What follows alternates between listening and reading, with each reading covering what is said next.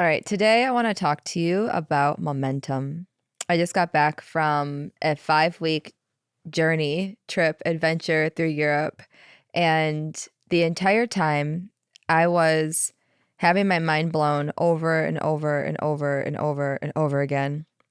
And I think in the self development world, there's so much talk about what to do and how to regulate your nervous system when there's a lot of pain or discomfort happening, or when there's a lot of stress or something is challenging you in this painful way that's creating some sort of suffering. And I noticed in Europe, there were so many moments and so many days where I got to the end of the day and all I could utter out was thank you. And every single day somehow topped the next. And it dawned on me that I was feeling a little bit deregulated in all of it. I was feeling like at any moment this could potentially be over, and I was watching my mind go to worst case scenarios and just having a really hard time digesting, metabolizing, receiving, and being present with all the goodness that was happening. And I don't think that there's a large enough conversation around what to do when life is truly working out and how to really regulate your nervous system and dilate your senses to be able to receive and be in relationship with life in that way. So I want to talk to you about momentum. I want to talk to you about what I've learned about momentum over these last few weeks, how this has played a role in where I am today, and how Europe really put the pieces together on some breakthroughs that happened years ago. There were so many moments where I saw things come full circle. And right before this podcast, I was talking with John, my producer, about momentum and what it really means to pause and receive the gift of the moment before going into the next thing. And after coming back from a trip like Europe, there's this feeling of like, what's next? And needing there to be something coming up to calm the restless feeling of what you just came out of. So there's a lot of different stages to momentum that I'm going to talk about in today's episode. And I want you to listen in and feel for which stage you're at so that you can really be in that stage and not think or be under the perception that it should be or you should be somewhere else. So I'm going to read an excerpt from my book that I'm writing right now. I don't know if you guys are following me on Instagram. If you aren't, I hope you are, because there's so much more stuff that happens on that side of the internet. But this episode is going to kind of be chaotic. Are you ready? Because I feel like I have so much to talk with y'all about. But when I was in Vancouver earlier this summer, I cut out like 2 weeks in the month of June to go write my money book. And in this will air in December. So a couple episodes back, episode 4, I shared the first chapter of that book called The River. And it was all about money and God and our relationship with money and God. So I went to Vancouver thinking like, I'm going to finish that book and that's going to be the first book that I publish. But as I was in Vancouver, this whole other book started to reveal itself, one that's already been written through my spoken word. It just needs to be documented and put together. And then as I got back, my team, and as we're just going through all the different projects and all, and just life is lifing again, this idea came to us that the book is like a coffee table book where you can open it up to a random page. And there's just bits and pieces and random excerpts of things that I've said, teachings that I've put together over the last 2-3 years. And so that's the book that's being written now alongside the money book. And it's actually going to be the first book. And the name of that book is Holy Yes, which is so beautiful because I had no idea that it was going to be such an extension of the podcast. So this excerpt that I'm going to read to you right now is a page from that book, and it talks about momentum. And I wrote it when I was right on the edge of stabilizing our first 7-figure year. And I remember feeling very chaotic during that time and wondering why what was seemingly such a good moment in my life was feeling so chaotic. And then when I was in Europe, I noticed that same sensation creep in. So I'm going to start by reading this to lay the foundation, and then we'll get into a bigger conversation and see what God has in store for us. All right. Momentum will always feel like chaos until you learn how to stabilize it. The momentum of money, the momentum of growth, the momentum of people seeing your work, the momentum of goodness. So many people sabotage their success because they confuse momentum with chaos.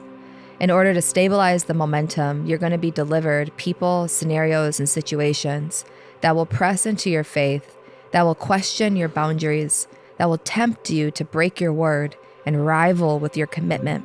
It will feel like the ultimate correction from God, and your brain will label it chaos until you learn how to stabilize it, how to move with it, how to give yourself to it.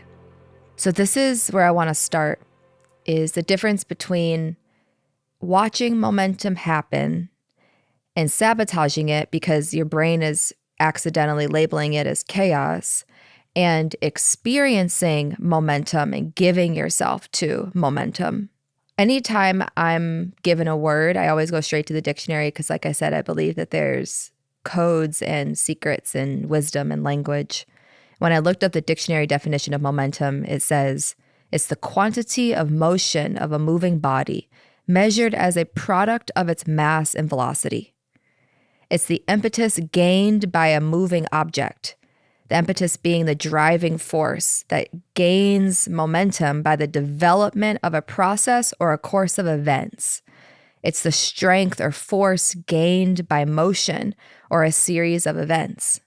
The Latin root of the word momentum is movere, which is to move. And as I was breaking down this word, it started to dawn on me that the momentum is not the end result or the one moment in time. It's a series of events. And when we raise our hand for a specific vision, or we cast a dream, or we say yes, that comes with a series of events that is momentous and puts things into motion. And if we are not fully present to it and we're not able to receive what those events are showing us or what those events are moving through us, then we will confuse it for chaos and inevitably delay it or try to slow it down. But anytime momentum is picking up in my life, there's this feeling of things being out of control. And if you're anything like me, that feels like death. That feels like something really bad is happening. So I can recount so many times throughout my life where I've confused really good momentum for something bad is happening. And I've interrupted the process, interrupted the event, interrupted the velocity. It's interesting how a car gains momentum as it goes downhill. Like, really picture that in your head right now. The car is gaining momentum as it goes downhill. That's often what it feels like when things are going really well. There's this inevitable sensation of, it feels like I'm going downhill. It feels like things are out of control. But what happens at the end of that hill is the road stabilizes and evens out. And if we don't trust that, then we will inevitably, like I said, delay the momentum that's happening as we're moving in motion towards the thing. So I'm in Europe and it's 5 countries in 5 weeks. I'm going out on a whim and really trusting myself on this trip more than I've ever trusted myself before. There are parts of the trip that I planned, parts of the trip that I just left open and spacious so that I could really rely on my intuition. And throughout the trip, I could really see for the first time all the ways that I like to keep things in a certain order. And if you've traveled out of 2 suitcases before for an extended period of time, eventually the order in which you lived your everyday life just goes away. And you're absolutely immersed in the moment. And you're immersed in the presence of what is happening right now. Where am I going to eat today? Where am I going to go today? Like, what is it that I need? I'm in an unfamiliar place. So all these comfort zones and all these lines of stability that I usually rely on were gone. And that opened me to a sensation and a spontaneous joy that I have not experienced in a really long time. What's so interesting to me, for me, pain doesn't feel as chaotic as joy. And I thought that was so powerful to recognize. And going back to what I said about momentum will feel like chaos until we stabilize it, the joy of momentum, the joy of life getting better and better and better, the joy of this series of events, regardless of how they turn out, being so beautiful in nature, is more chaotic to me than pain. And the most recent pain I can compare it to is a breakup that I went through. That felt so isolating and so controllable in some ways. Like I could control how I was moving through that moment. I could almost predict what was going to happen next. And when we're going through deep grief or deep pain, for me, my coping mechanism is sometimes to numb or, like I said, to isolate myself. So it creates this very controllable environment that I can really navigate my next steps through. And when I was thinking about Europe and I'm experiencing this unbridled, untethered, uncontrollable joy, that felt so chaotic and all over the place. I couldn't even keep up with what was happening in my body. I couldn't keep up with what was going on. Everything felt so fast, so furious, so alive, so juicy. Every touch felt new. Every taste felt sensational. Everything I was looking at was just brand new. And that was threatening to my nervous system in a big way. And I'm a Scorpio. Deep down, I have a very healthy relationship with pain. I'm not afraid of pain. I'm not afraid of feeling uncomfortable things. I even remember growing up, I was like an emo kid. I would love listening to songs that made me sad. And I know there's somebody on the other side of this that can relate. Like I would put on sad music and just get cozy and be sad. And it was this comforting thing. Or I would listen to, and read poetry that made me feel different emotions, but it definitely was not joy. It was like comfort or contentment or just wanting to experience a release. And so I would often dwell and immerse myself in those emotional moments. So this sensation of joy, enthusiasm, velocity, it felt like a blossoming, was very new to my nervous system and felt very chaotic to my nervous system. And I had to really work on being present and not needing the moment to be any different. I realized that we don't trust the momentum when we don't trust the moment. And there were many moments when I was traveling where I was questioning, like, is this right? Is this the right move? Is something going to happen? When is this all going to be over? It was almost like I was rushing to the finish line, but also trying to stretch out the moment as long as possible. It was just such a learning experience. It was such a learning experience to be present in that new way. And it was so humbling because I live a pretty big life. I take risks on a daily basis through my business, through my voice. I say yes to really big dreams and big visions. And I've worked really hard to be in a place where I can do that in a stabilized way without letting fear hold me back. And for some reason, this trip was such a humbling moment of, yes, you can do all of that, but can you also say yes to simplicity? Can you say yes to this exact moment being beautiful as it is?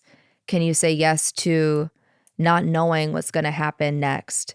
And if you're a big visionary or you have an entrepreneurial spirit, there's a part of you inevitably that is always going to look at what's going to be happening next. Where is this going to end up? Like, we have very strategic minds. Nothing that I do is by accident. I have a vision, an assignment that I'm after. And that relentless commitment has served me in so many ways. And there's this beauty that I'm tapping into right now, this softening of none of that really matters if I can't sit and enjoy a meal by myself. If I can't look at a building and pause and take a deep breath, if I can't meet a stranger, make eye contact, and create a connection within a few minutes.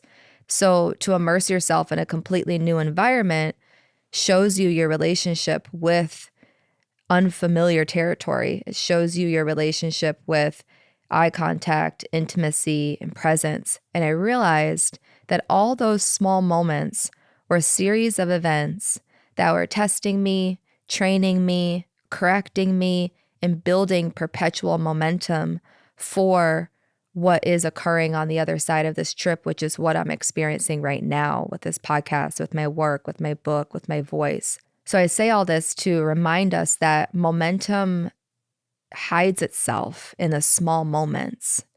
And momentum is usually found in a handshake or a moment in time that we think is insignificant. But when we get to the other side, we see, wow, that event, that piece was so pivotal in what I'm experiencing right now. That piece is so important to what it is that I'm able to hold in this moment. So I want to talk about the stages of momentum and how they all build together. And then you can see for yourself where you're at. We have to take almost an eagle perspective and zoom out and really understand how momentum is coming together, how it's all building to create this lasting experience in our body, not even in our life, but in our body. Because if you were to ask me what happened in Europe, I actually have no idea. But my body holds it in this new way, and I can now experience the world with that new breath, with these new eyes, with that new body. So stage number 1 to me is the dream. I said this on my stories recently. As I launched this podcast, I realized that our dreams come with a runway. And it's often not the dream that scares us, but it's the runway that dream is going to open up that intimidates us. So it's one thing to dream the dream, and it's another thing to actually move and give ourselves to that dream. The dream state is where we're starting to first make connection with the desires that God has placed on our heart. I'll often say that our desires are literally an encounter with God. If you look at the root word desire, it means to be in existence, to be, which I thought was so interesting because we usually associate desire with things or externally receiving that thing out there. But the most archaic definition of desire is to be. So when we connect our desire to be in relationship with God, when that's our primary desire, that's living at the root of every request that we make, it purifies the experience of desire and it brings us closer to our Creator, and it allows us to co-create with the velocity that God can add to our life. So for me, the dream is recognizing those desires, not making those desires wrong, feeling and experiencing the sensation of those desires before you actually do anything with them. It's eyes closed, experiencing, seeing, tasting, believing, and adding faith to what it is that God is showing you. This trip to Europe, for example, was something that I've tasted, felt in my body, experienced with eyes closed so many different times. And I thought that I needed a partner or this perfect timing or a certain amount of money to make it happen. And it turns out all I needed to do was say yes. And as I was landing in Spain for the first time, I remember it being so much easier than I thought it was going to be. Like I'm sitting in my seat. The plane ride was only 6 hours. In my head, I was like, I'm going to be on this plane for 24 hours.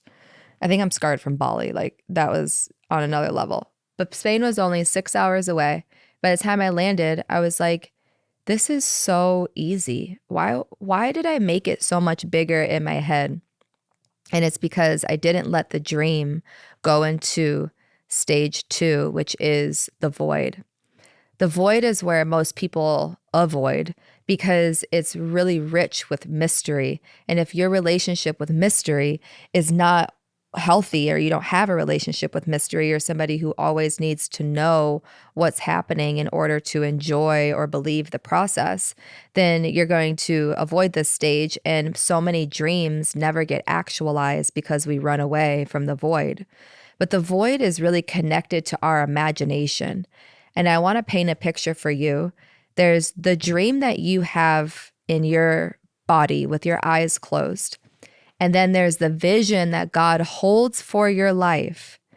The void is the imagination. It's the bridge that stands between the two. So many people don't cross that bridge because their imagination is tied up in something else that is distracting them. And my imagination was imagining this Europe trip as this big, hard thing. I was thinking about how hard the plane ride was going to be, how hard it was going to mean to maneuver my schedule, how hard it was going to be to run my business abroad, I was coming up with these imaginative worst case scenarios that were pulling me off the bridge and having me be distracted from the next step of momentum. So as I was landing in Spain, I saw so clearly where I was not fully believing in the velocity and the hand that God plays in everything. It's only when I'm dreaming by myself that my imagination gets attacked and distracted. And this is why I'm always yelling at y'all to protect your imagination, because your imagination is the paintbrush. It is the one space that presents itself as reality. That's why the enemy of the mind will come and attack it. That's why we have to be very relentless and committed to healing our imagination. And oftentimes my prayer with God is, don't heal what's out there, heal my imagination, heal how I'm using your paintbrush, heal how I'm utilizing this higher faculty so I can use it for your will and not as a distraction to where you would have me go. And it's in the void that our imagination is most active, because that's where our trust is required. And there's this waiting period of, okay, the vision hasn't fully formed yet, but I see the dream so clearly. So surely the vision has to be coming. And then no, it's like, okay, I gotta wait. Or maybe God is asking me to do this over here. And there's this feeling of, okay, when is it gonna just be clear? When is it just gonna be like the seas open up and here's my next step? And I'm telling you right now from experience, that very rarely happens. Very rarely do I go from dream to, oh my God, I know the exact next step, and then boom, I'm going to get the vision. It doesn't happen that way. It happens with, I have this dream. My eyes are closed. I'm experiencing and feeling the desires that God has placed on my heart. I don't know why they're there, but I can just feel them. I can sense them as if I've known them my whole life. They're there. And then I go into this void, this mysterious place before the invisible can become visible, the space between, before the thing happens, before I turn the corner, and I'm being asked to trust and walk by my faith, not by my sight. And I get distracted. And then I start to try to put the pieces together. And I say, God, you're taking too long. So now I'm going to do it. I'm going to figure it out. And then I end up getting myself in this huge mess. And then I go back to God and I say, God, can you help me get out of this mess and get me back on track? That's what usually ends up happening in the void. And I know there's somebody listening right now who's like, yep, that's what I do every time. So what I'm seeing is our opportunity here is in the void, using our imagination for God's will. So when you have the dream, this is where you have to merge it with your faith. You have to merge it with God's will. Let me go back to this definition because this is really big. Momentum, by definition, says the quantity of motion of a moving body. You are the body. Measured as a product of its velocity. God is the velocity that moves that body. So let's read this as if it's you. Momentum is you in motion as the body that's being measured as a product of God's velocity. So that's what's happening in the void. This is where God does his greatest work, is in the void. And so many people confuse the unknown for not knowing God. But the unknown is where we merge with God and we build our strength with God and we fully trust God. That's where your prayer begins to prepare you. That's where your rest begins to ready you. That's where you need God the most, because the vision is the next stage, stage 3. And God is the one who turns your dream into a vision. But when you try to turn that dream into a vision, that's where things get messy. That's where things get out of order. So stage 3, when we enter into the vision, and this is what I felt when I was on this trip, there were so many times where I felt there is no way I could have done this. Like there's no way that I could have crafted this moment as beautifully and perfect as it is right now. And I sat there and, visualized what Europe was going to be like many weeks before I was going to leave. And when I was driving through Tuscany, I remember specifically driving through Tuscany, I pulled over the car and I looked around and I just started crying because I was in such a deep state of gratitude for the vision that God was showing me. And I was so grateful that I didn't try to be the one that made this vision happen, that I was willing to be surprised, that I was willing to be in that void and let God carry me and move me into the vision that God has for me. Because Tuscany wasn't even supposed to happen. So I was in Ibiza, and my plan was to go to Barcelona and teach and do some work and write the book. A few days before I was supposed to leave, I just got this huge hit that I was not supposed to go to Barcelona. It just wasn't supposed to happen. And I was confused because, I'm about to leave in 3 days and I'm a spontaneous traveler. Like, I book my flights the day before I'm supposed to leave. But this was feeling like a little bit off because I'm in a new space and there's things you need to prepare for different countries. So I paused, I'm in the void, and I'm feeling already the momentum of my dreams. Like, I'm at this point in the momentum. Life is feeling chaotic in the best, most expansive way possible. And I remember that my good friend Chelsea is going to be flying into Rome around that same time. She messages me and says, "You should come to Rome. I'm gonna be there for my daughter's birthday, and then I'm flying out. It's gonna be like a quick, I think she was there for like a week." And I was like, "Great, I'll come meet you for a couple days," because I wasn't sure how much I would enjoy Rome and I didn't want to overcommit. So I feel myself being redirected in this moment. So I booked the ticket to Rome literally the day before I'm supposed to leave. I get into Rome. It is one of the craziest, most insane cities. I was like, why am I here? This is wild. I don't know how people actually drive there, but they do. And it just blew my mind. It blew me wide open. So I picked my hotel, like I'm on the plane booking my hotel, landed there, get to Rome, fall in love, meet up with Chelsea. I have a whole other episode for that specific trip in Rome, but it was absolutely enormously important that I go there.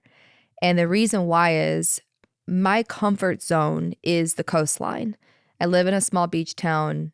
It's beautiful. It's hard to even comprehend sometimes how beautiful it is. So when I'm going to these other countries, I'm always I'm always flabbergasted because you're in this new space and it's beautiful, but I'm not leaving, a space where I need to get away from. I chose to live in an area that quite literally feels like a vacation each day.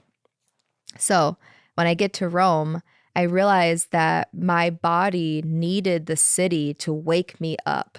I needed to be in this very active, dilating, challenging city to wake up some senses that were going to be necessary for where God was taking me next.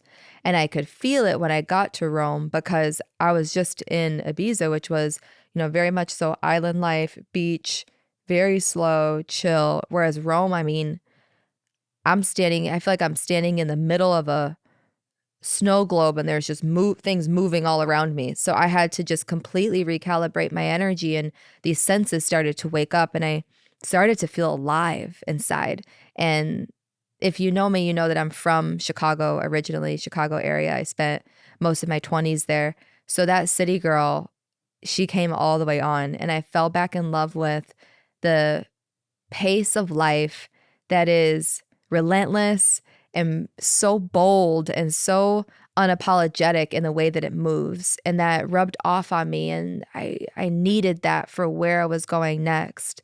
So now I'm in Italy unexpectedly, and Chelsea's leaving. It's time for me to figure out where I'm going to go next. Rome had done me all the way up. I was like, by the time I was done with Rome, I was like, okay, I need a break. Like, this is intense.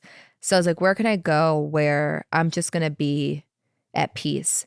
And at this point, I'm getting closer to teaching Kingdom Codes, the first installment of the faith-based business bundle.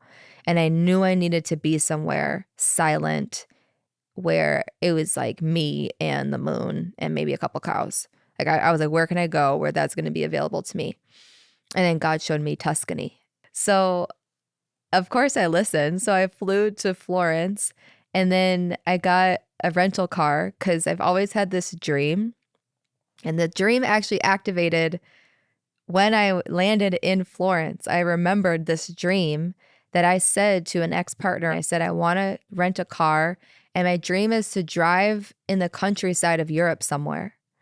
And here I am at Avis about to rent a car and drive in the countryside. So all these things are coming together in the moment. Again, this feels very chaotic. So if this episode sounds chaotic, imagine actually being in the moment. So I land in Florence. At this point, I don't even know where I'm staying. I'm booking as I go, quite literally. So I get the car, I go on Airbnb, I find this villa. It is absolutely insane. It's in the middle of this amazing field with tons of olive trees surrounded by, rolling hills, and there's a huge swimming pool. It's freezing. I can't swim in it, but I need to see water. I'm weird. I'm a water sign. So I was like, here's this pool. It's a 2-story. I have access to fresh produce. It's in a small village. Okay. It just fits everything that God was showing me. So I booked that and I said, I'm going to teach kingdom codes from this place.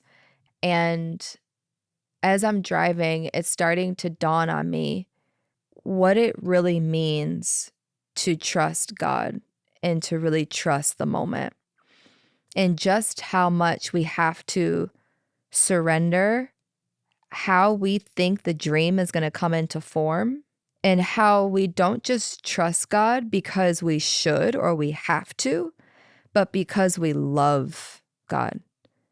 And that's what started to come alive as I was driving, was this deep love for my Creator and this deep appreciation for the nature and the environments and the beauty that God has created and brought to life. And all of a sudden I realized that I was in the vision of the dream, and I could rush this moment and question it and sabotage it, or I could receive it. We have to remember that if you don't receive it, you're never going to retain it. If you don't receive the moment and receive the vision that God has placed you in, not the vision that you can, project out on a screen, but oftentimes it's like, look around, you are in the vision of the dream. And we have to receive it. That is where we start to retain and stabilize the body that can move in that direction and move with that much velocity. And I started to really feel for the first time what it was like to circulate God's power, not my power, but God's power. And it was really confronting and intense and enlivening to come in contact with that, not because I didn't know it existed, but because I had no other choice. There's these moments in life where, you're going to be very connected to your power, and you're going to have this very, grounded essence to you as you're taking your next steps. And it's going to very much so feel like it's you and God, and your power is becoming bigger and bigger and bigger. And those moments are beautiful. And then there's these other moments where you're so surrendered, you're so untethered, you're from what you think you should know. You're so in trust and in flow with the exact moment that's in front of you that you don't have access to your power. You actually merge with God's power. And that teaches you about what you're made of, and it teaches you where you came from, and it teaches you what you're truly capable of. So as I pull up to the villa, I park the car, I walk in, and I am just in awe of where God has placed me. There's not a human in sight. The nearest anything is like 25 minutes away. And I remembered one time when I was screaming into the mic at y'all during Faith and Fortitude, and I said, oftentimes God will isolate you to evolve you. Don't confuse being alone with being left behind. And here I am standing in this villa alone. And I could appreciate the aloneness and appreciate the isolation because I knew what God was about to do in me, which was I taught kingdom codes. A few days later, And the woman that I was as I taught that was unrecognizable. There were many moments during that class where as I was hearing myself speak, I was like, what is even coming out of my mouth? This is absolutely not me. This is not in a bad way, but it was flooring me as I was teaching it. This is all a product of trusting the void. There is a part of your life that is going to blow your mind, not because you knew it was coming or because you manifested it or because you had all the power and all the forces in the world to make it happen, but because God was like, let me blindfold you. And then when you open your eyes, you're not just going to see what you think you need to see, you're going to see the vision that I've chosen for you. And that's what this trip really represented was, God, show me the vision that you have chosen for me. And when we can live our life with that depth of trust, the momentum will carry us to places that we can't even dream up with our actual human minds. And we start to trust how good life can really get. And that trip in Italy, that moment in the adventure and the journey completely redefined my lever. Like my joy capacity just went completely through the roof. And then I was opened up to this absolutely new, unfamiliar level of love that I didn't even know was possible.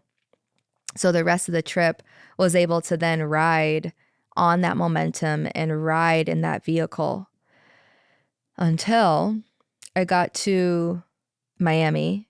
I was going to talk about London and some other locations, but I want to save that for a different episode. But I got to Miami, and after I wrapped up all my Europe adventures, the plan was for me to fly to Miami, meet all my best friends because they were throwing me a birthday celebration.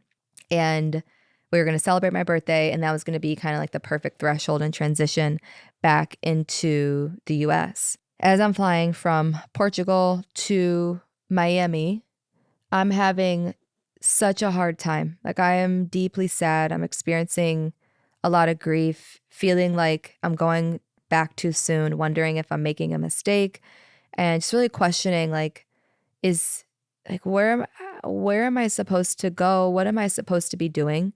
Because on this trip, I fell in love with who I was and the life that I was living, and I was really starting to picture myself there in a longer way and on a longer ride. And so as I'm getting to Miami, it feels like I'm going away from everything and all of the momentum, like I'm leaving it behind. Once I get there, I start to sabotage big time. Like, I start to focus on my Virgo hypervigilance was in full-blown attack. I was focusing on so many small things that didn't matter. Like the room, I felt like the minute I got into my room, I was immediately comparing it to all my rooms in Europe. And I was like, this isn't where I'm supposed to be. When I ate my first meal, like everything, I was just picking it apart and really putting myself in a bad space mentally. And on the next day, because I got in a day early, on the next day, all my girlfriends landed and I was just in a bad mood. I was just not in a good place. I was trying really to put on a good face and be happy to see them because obviously I hadn't seen them in a month and they're my people, my best friends. But I was just having a really hard time emerging from what I just experienced. And I felt like a stranger in my own friend group. I felt like a stranger in my own country. It was very, very strange. And everybody gets there. I, instead of welcoming them, spend the first 24 hours in argument. I wouldn't say a full-blown argument, but in a conflicted conversation with the hotel about my room and needing them to change my room. And I'm going to like great lengths. Like I'm talking to upper management at this point. And you know when you complain about something and then by the time you get to like the last person on the, that you need to talk to handle it, you're like, I don't even actually know what I'm asking for. Like I just need a hug.